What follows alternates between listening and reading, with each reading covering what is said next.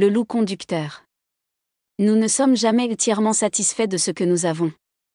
Prenons par exemple Monsieur Wolf, le chauffeur de bus, qui ne trouvait aucune satisfaction dans son travail.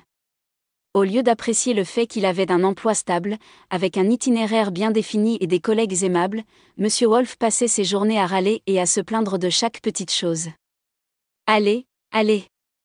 Dépêchez-vous, nous n'avons pas toute la journée. »« Qu'est-ce que tu fais, tu dors ?» a-t-il crié aux passagers qui montaient dans le bus. Les passagers, lassés de l'attitude désagréable du chauffeur, se sentaient de plus en plus frustrés. Ce n'était pas suffisant que le bus soit parfois en retard, mais il devait aussi endurer les commentaires acerbes de Monsieur Wolf. Vers la fin du parcours, il avait l'habitude de s'arrêter dans une station plus calme et de se reposer, bien au-delà de l'heure habituelle.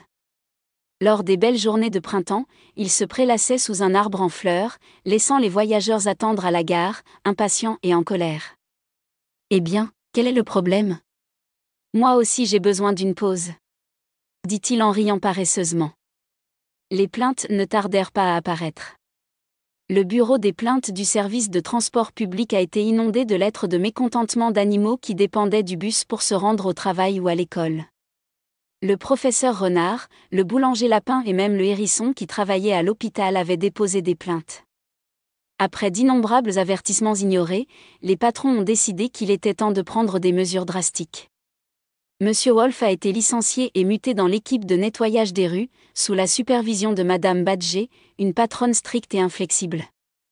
Pour la première fois, le loup comprenait ce que signifiait avoir un travail exigeant. Lors des chaudes journées d'été, il balayait les feuilles des trottoirs, ramassait les déchets et répondait aux réprimandes constantes de Madame Badger. « Arrêtez de vous plaindre. Un travail honnête n'est pas une honte, » dit-elle en remuant la queue de façon rythmée. Fatigué et poussiéreux, le loup commençait à regretter son ancien travail. Il aurait aimé sentir à nouveau le volant sous ses pattes et entendre le bourdonnement apaisant du moteur. « Oh, si j'avais une autre chance.